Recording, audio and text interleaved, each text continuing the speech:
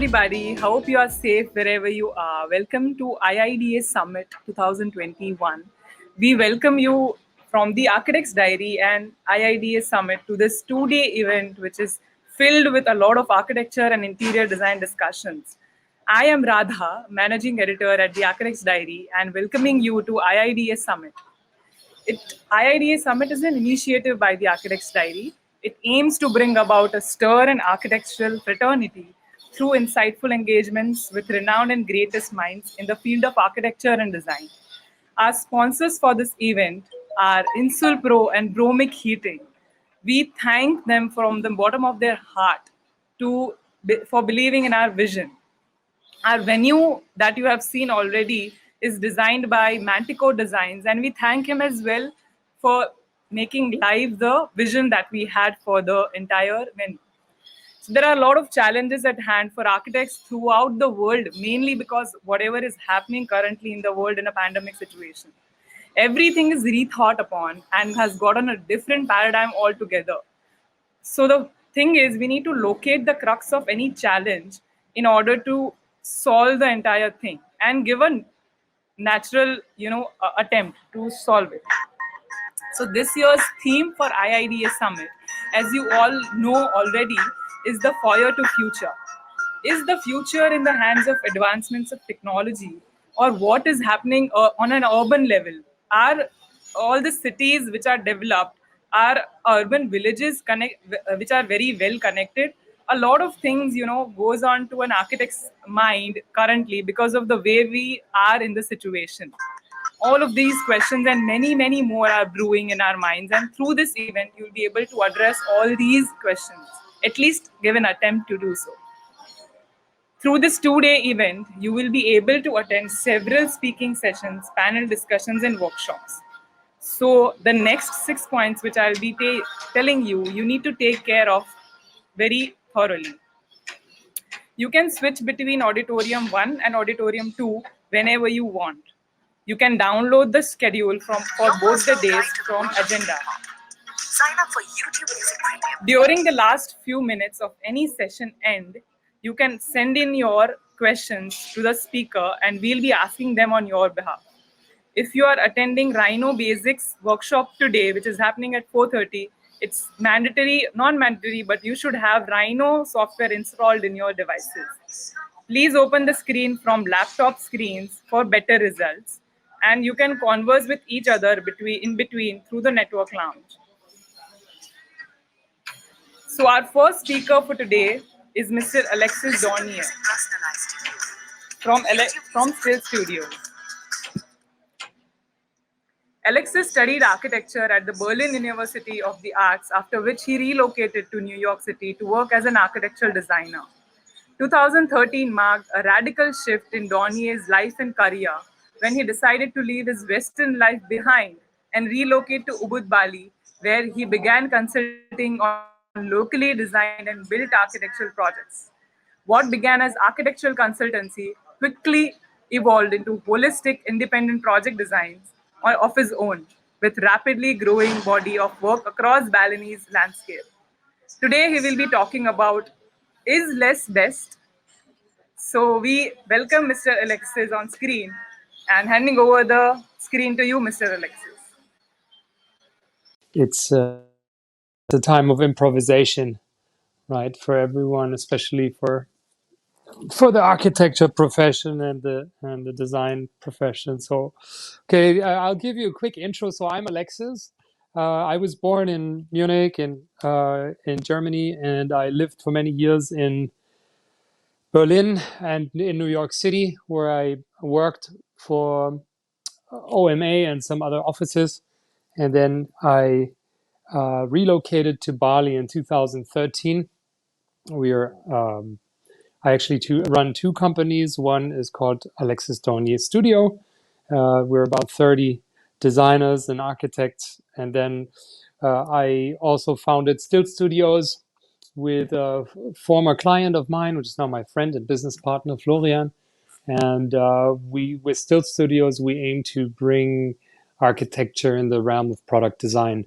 And I can sort of show you a bit what we're working on So these so-called Stilt studios are small-scale structures that should be pre-crafted and that celebrate the compact, minimal space design. It's suitable for the tropic climate of Indonesia and Bali, and we have created these stilted units in various sizes to just literally be off the ground, to catch the natural breeze, to invite the visitor for unexpected views, and then literally bring the attention away from like big space over to like more intimate space. So here you can see a little bit what what we're doing with Stilt Studios. So minimal architecture, minimal design, something that's really intriguing. And the other projects revolve around, residential homes, hotels, resorts, and so forth. So we're currently having about 30 projects in various scales and in the making with our team. And I can show you a little bit of a cross section of projects, and then maybe converse a little bit about architectural design drivers, and then in specificity, the title is less best. And then obviously we can talk about that anything we do has a certain impact, right? And the less we do, the less impact it would have. So it's revolving a conversation around that topic. So I'll show you this building, which is part of the Stilt Studios family, actually. But this is a 64 square meter unit that we are currently rolling out. And again, it's a pre-crafted building, which can be anywhere it has to be. So the approach here, the architectural approach, is to have a continuous transcendence of the environment, of the surrounding, in form of reflections, and then a very transparent architecture that is framing what is already there. And just like, as you can see, the landscape is untouched pretty much. And this is how a lot of our projects are working, which is kind of working with what is there and essentially having a very minimal impact on that end. So this is one of our smaller items, but we also have sort of bigger modules in the repertoire. So then I feel the studio doesn't have a specific style, as we love to be surprised by the teamwork and the collaboration with the individual clients. And so it's rather sort of refraining from establishing one's own signature architecture, rather trying to practice different approaches, being surprised by one's own process, stretching one's mind, and hopefully conceiving new things and unexpected things, right? So we have completed a building here recently in Bali, which is a five bedroom residence. Here's again this topic of this transcendence, of continuation of the landscape, and how it's flowing through the building. And actually the color palette and the material palette is emphasizing that dissolving role that I think architecture could have in this context. So That being said, you see big buildings and smaller buildings, and obviously one of the key questions that us designers need to ask ourselves is, to what extent do we facilitate architecture that is sort of rather luxurious, or are we actually going for an ethos that proclaims a smaller scale minimalism architecture? So I'm very passionate about all scales and all demographics of architecture, if you want to call it that. And that's why Stilt Studios is aiming for um, for a smaller scale repertoire. And you see these units are 5 by 5, 6 by 6 meters in size. Sometimes they're bigger, sometimes they're smaller. And less is best, in a sense of that. I feel we're being challenged as engineers and designers to come up with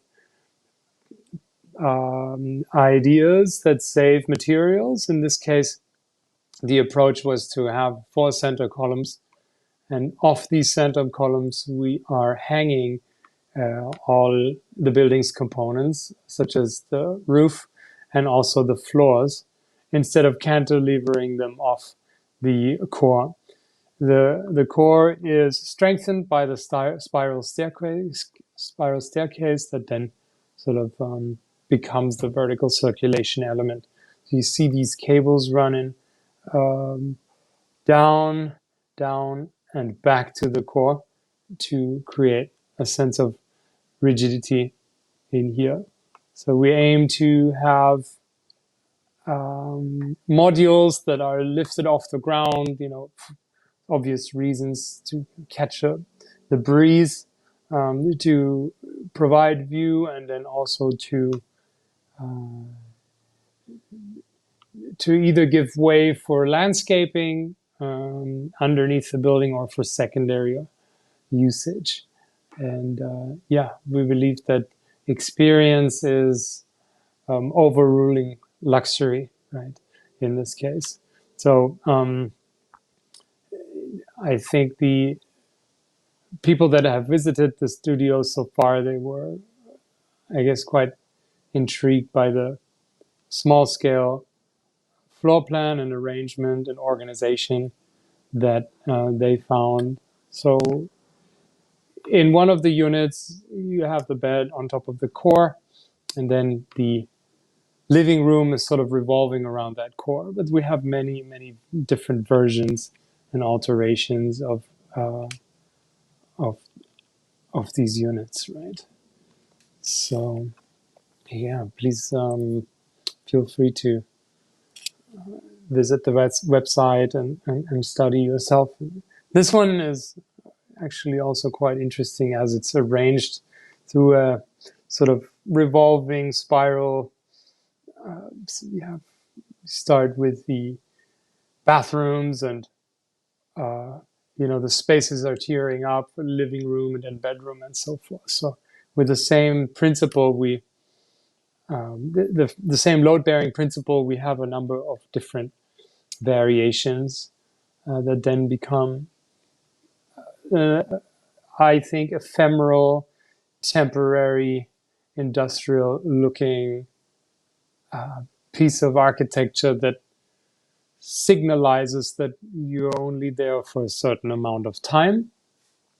So the approach and the question of how much impact and how heavy is the footprint on architecture. So many of these topics are being touched in this case. So you can see just a variety of different perspectives. And the units are quite close together, right? This is a small resort in Canggu in the south of Bali. And it actually is quite beautiful, as the sense of community is being embraced by these visual connections from building to building. And by now, actually, these trees have grown above the roofs and provide passive shading for the glass facades that are being sort of less exposed to sun, and therefore you reduce the energy bill of the building.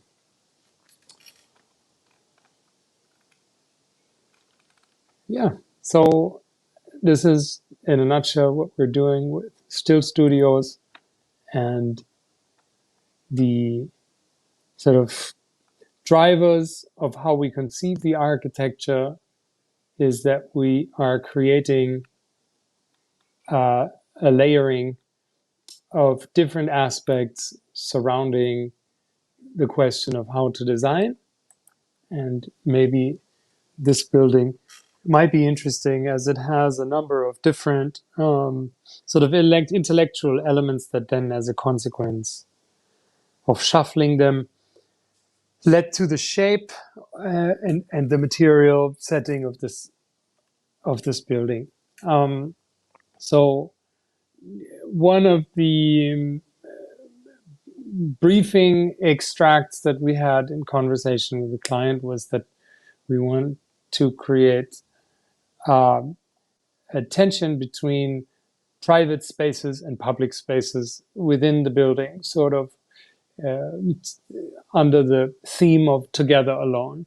And the building is shaped in form of a cross, and it has four living room or four rooms that are all pointing in different directions, and together in the center you have the vertical circulation, and underneath the building are the common spaces, which are outside and non-air conditioned. So that is sort of another layer of what created this this design. And then also the question of how to create contemporary architecture in a vernacular setting. As you can see behind here, mostly the silhouette of the surrounding buildings is quite traditional in a Balinese sense. And we're literally landing here with an object that is, quite alien. Yet the silhouette of it is a sweep between a pitch and a flat roof as as symbols of something contemporary versus traditional, right? So you can see there's a flat, actually a pitch on this bar, and a flat roof on the other bar of the building, which then creates the overall shape. And maybe I'll just demonstrate real quick with a quick plan on what I mean by this. So the different color. The one building was situated like this, and the other building is intersecting the first building, and this here has a pitched roof silhouette, and this one has a flat roof silhouette, and we're merging these and create these sweeps, then sort of formally unite these two very different silhouettes into one gesture, right? So that was quite an interesting direction, or an interesting phenomenon, that we can have these sort of alone spaces which all point in their own direction, which is north, east, south, and west, and then we sort of meet in the center of the space to come together through two spiraling staircases that are sort of intertwined, and then underneath the building there is the common area. And as this gesture evokes a lot of dynamic, we have framed the pool, which you can see here on the bottom right, in a way of a big circle. And let me just put another color here, yellow. So we're essentially creating a big circle around, and the pool is part of the circle segment. The music studio is part of this segment, some terrace spaces, atelier, and then a basketball court, which you can see here, the actually the handrail of the basketball court in here. So there are a few topics that then, lead to the overall design. And I find it quite fascinating. And this shapes would have never been just simply been able to conceive by pure taste or, subjective opinion, but it is just the process of layering different aspects about architecture into one building, which I think is one of the sort of exciting buildings of our studio. You can see these sort of visual relationships between the buildings, and this again, this tension between together and alone. Right.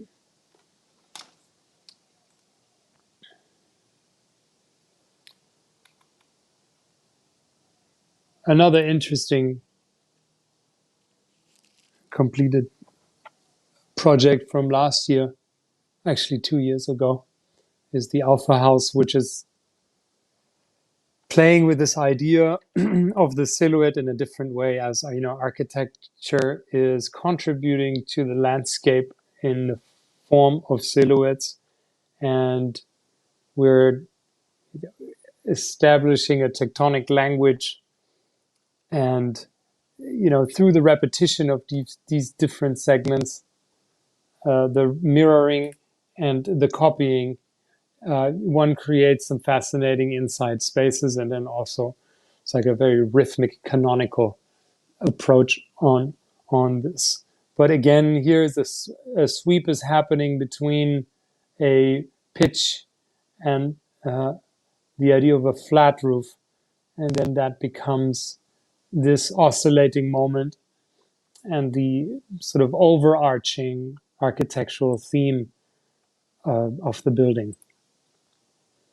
And then sort of sometimes compromise the spaces in here. They have sort of different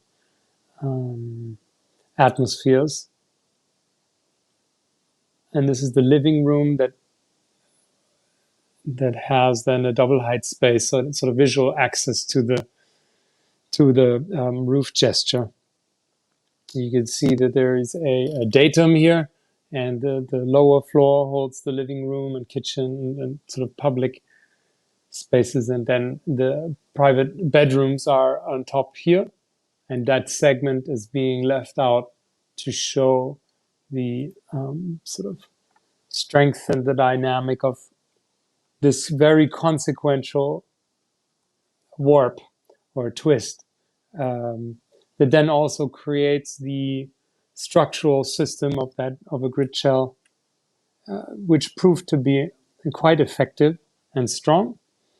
As you're sort of transitioning this, you're having your different members being connected, and then you create a very thin, or rather thin shell, and creates a sort of powerful visual effect on that end. And we use these mirroring planes. This is a sort of cabinetry is behind here, and the bathrooms. So the reflection then sort of gives another opportunity to dramatize the the architecture.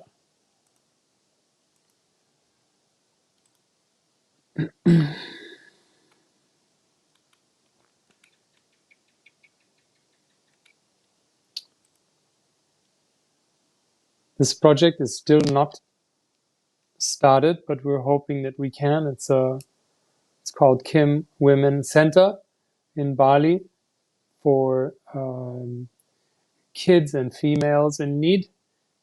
Here, what I'm trying to get at is the sort of tectonic or the repetition of different simple structural elements and a slight variation that then creates an iconic silhouette. So the establishment of rhythm, which is very, I believe, important in any creation, whether it's music or film or architecture and design, the ability to create a chord progression and this chord progression then kind of slowly changes, and it still provides the spectator or the visitor to have a sense of familiarity and without throwing too much at the gesture and sculpture or design. So sort of the reduction of architecture, architectural elements, and all these myriads of colors and textures and materials that one can use as a designer. Actually, it's a form of art to refrain from doing too much and just holding on and sticking to very simple aspects on the designs. So this will be made of bamboo once it's time.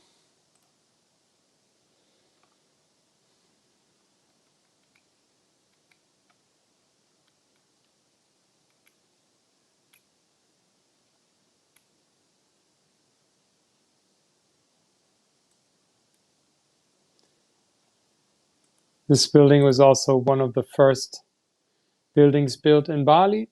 It's again about this repetition of different sections in one direction, and then the merging of another sort of inverted pitch towards the other direction. And there is this oscillation between two different sections, and that becomes a very dynamic piece of architecture. So you see the attempt to create a canonical logic in these buildings, may they be small or big in size. The generic spaces are rendered differently.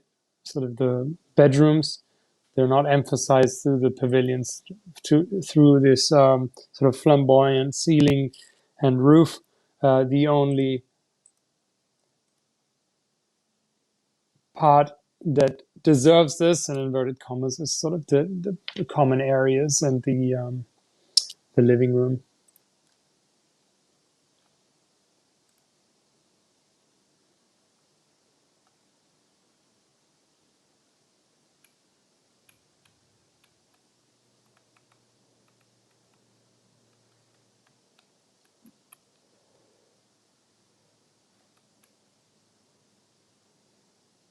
Yeah, so I was wondering if maybe the moderator has some questions. Would you like to sort of go deeper into certain aspects of the design, or maybe we could start a conversation? It's I'm quite curious to also know about your expectations and what you would like to talk about. Maybe in the audience there are questions about this architecture, so we can have this done in a less sort of curated way and just kind of more of a discussion. I think that may be more exciting for everyone. Hi, Alexis. Thank you so much Hi. for the insightful session. And there are a couple of questions already which are, we have for you, but we'll be taking it in another, we'll be mailing it to you and we'll be sharing it with them later because of a little bit of time constraint. Okay, So thank you so much for the insightful session, sure. and we gained a lot from your entire session and about the Balinese architecture, about how you have transformed the landscape there. So thank you so much for Sure. coming on IIDA Summit, and we look forward to have you. Okay. Yeah, Then thank nice, you. nice speaking to you. Bye. Yeah, bye.